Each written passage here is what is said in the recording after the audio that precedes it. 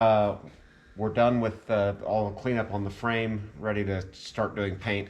So this is where the lower control arm bracket was at. All cleaned up nice and smooth. A little bit of undercut here in the factory welds. Looking at it from the inside, same thing. The upper and lower control arm brackets have been removed, all nice and smooth. Opposite side of the frame.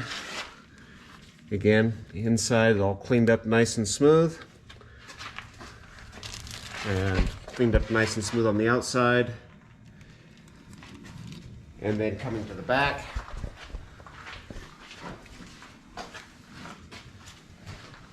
Factory frame cleaned up. This weld that's inside the body mount here smoothed out. All of this nice and smooth.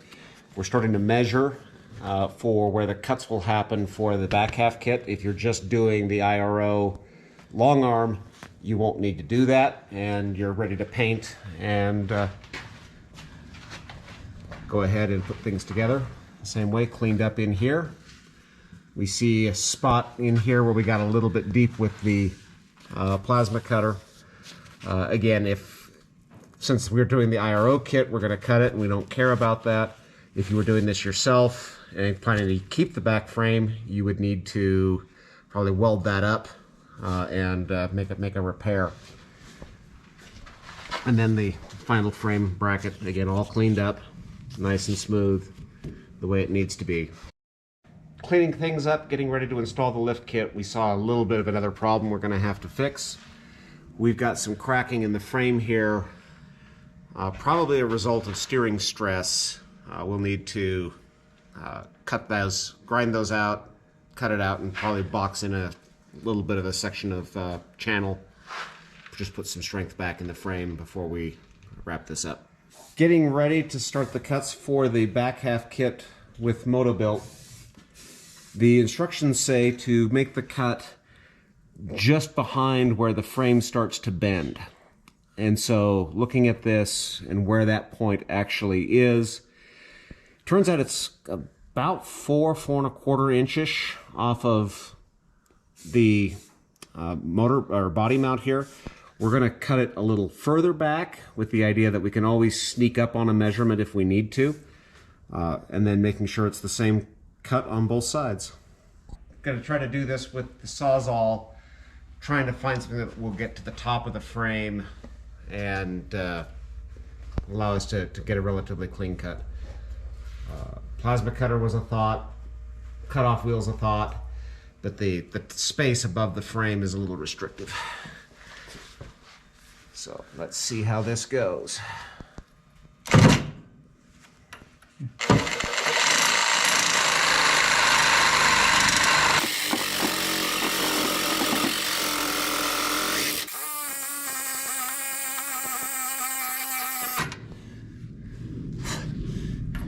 It's working, but it's the things at the end of the blade.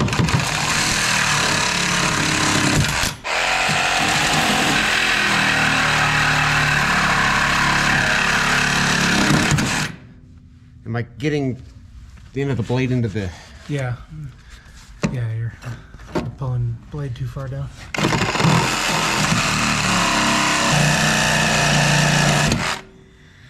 And you're also, now you're getting up against here. Okay. It's kicking you back. Well, that's what's kicking me back as opposed to... Well...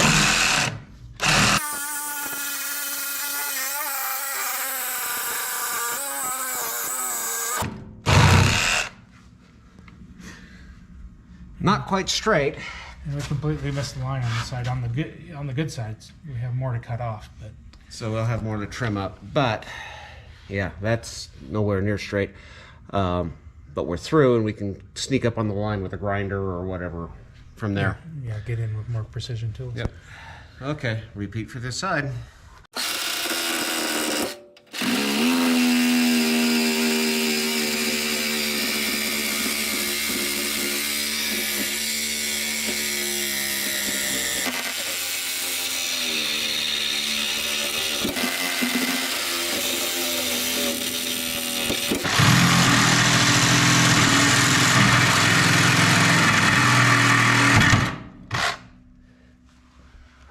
Am I?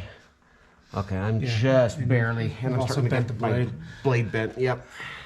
Yeah. Yeah, you got to find the balance point where you're not hitting here, but you're also not pulling back too far.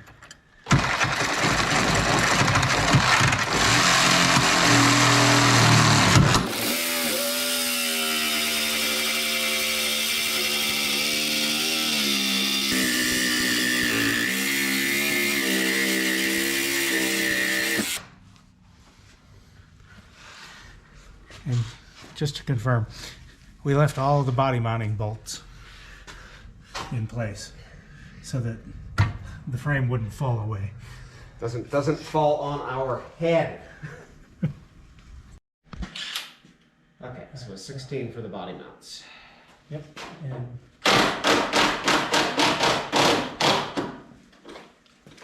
That is just loose, but still very much attached.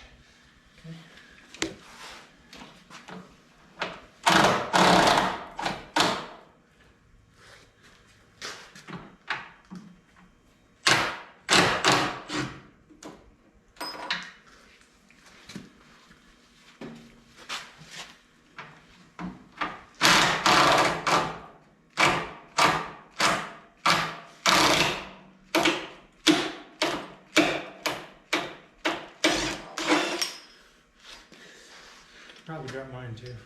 It's not holding any weight at the moment. Yeah.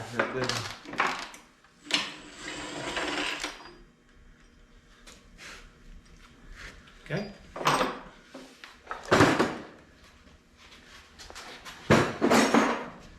Fresh battery. Quick batteries at least, yeah.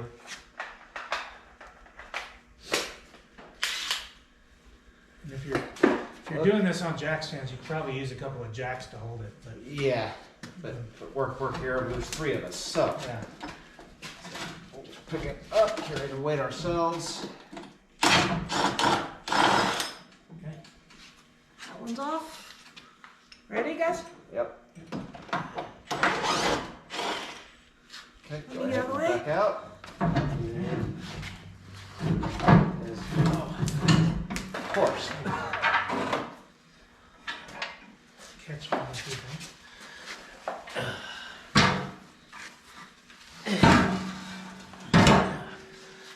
It wedged a little bit on our air tank, which most people don't have there. Yeah. Yeah, otherwise it just dropped right out.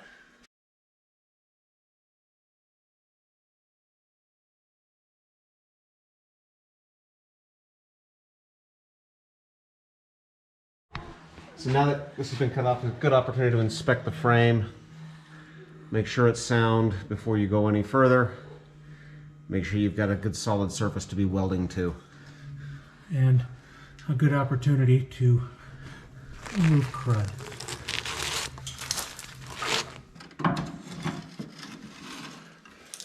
Oh, hey. Found the frame nut that broke off. Yeah. With lots and lots of dirt. The joys of an 18-year-old Jeep and spent a lot of its life in the Northeast in Westville.